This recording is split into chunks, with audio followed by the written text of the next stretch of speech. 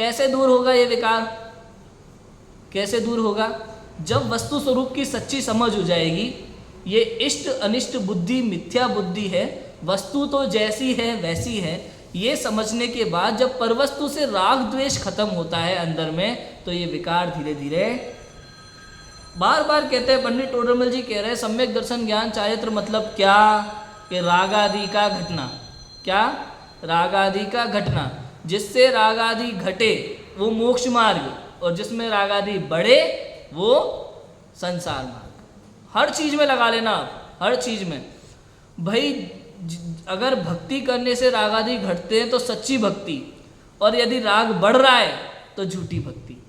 व्रत संयम उपवास करने से रागादि घटते हैं तो सच्चे व्रत उपवास, और यदि बढ़ते हैं तो झूठे व्रत उपवास। मतलब स्वाध्याय करने से राग घट रहा है तो सच्चा स्वाध्याय, बढ़ रहा है तो झूठा स्वाध्याय। आप लगा लेना हर चीज में, क्योंकि हमारे यहाँ धार्मिक क्रियाएं जितनी भी होती हैं उसका एकमात्र प्रयोजन होता है रागादि का घटना। और यदि रागादि बढ़ रहे हैं, कषाय बढ़ रही है, तो मतलब ये धार्मिक क्रियाएं आपकी झूठी हैं, दिखावा है। रागादि घटता है बढ़ता है, उसका निर्णय कौन करे?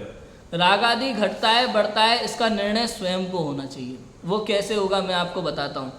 जैसे मान लो जिनेंद्र भगवान के गुण गा रहे हो, उस समय यदि आपको ऐसा भाव नहीं है अंदर में कि मैं कितनी अच्छी भक्ति गाता हूँ, मेरी आवाज़ कितनी बढ़िया है, लोग कितने आ रहे हैं, कोई सुन रहा है कि नहीं सुन रहा है, इससे पता चलता है कि हमारी बुद्धि कहाँ है।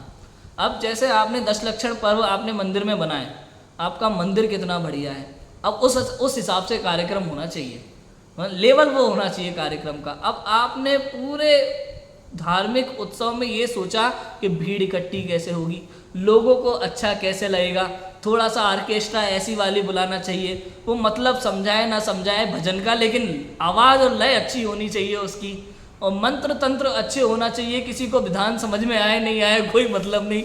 ये सबसे पता चलता है कि आपकी बुद्धि कहाँ अटकी हुई है। मैं कई बार देखता हूँ, विधान कराने जाता हूँ या जहाँ विधान होते देखता हूँ लोगों को, मतलब तैयारियों में क्या कमी नहीं रखते हो आप, देखो आप कोई कमी नहीं रखते।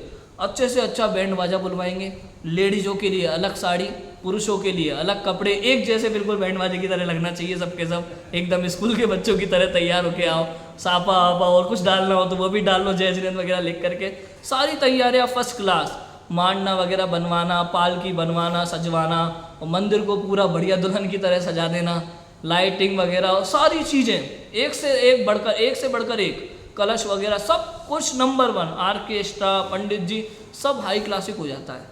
अब जब विधान होता है तो बोलियों में समय जा रहा है, फटाफट वो फिल्मी गानों की धुनों को धम धम धम धम बजाए जा रहे हैं और नाचते जा रहे हैं और विधान निमट रहा है।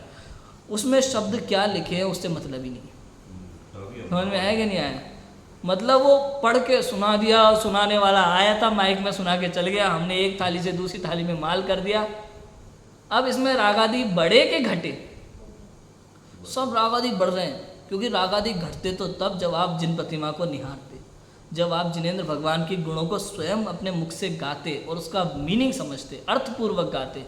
ऐसे तो रागादि घटने वाले नहीं है। और इसमें आप जो कह रहे 98% यही नजर आ रहा है, तो इसलिए तो यही तो समस्या है, इसलिए तो रागादि बढ़ रहे हैं।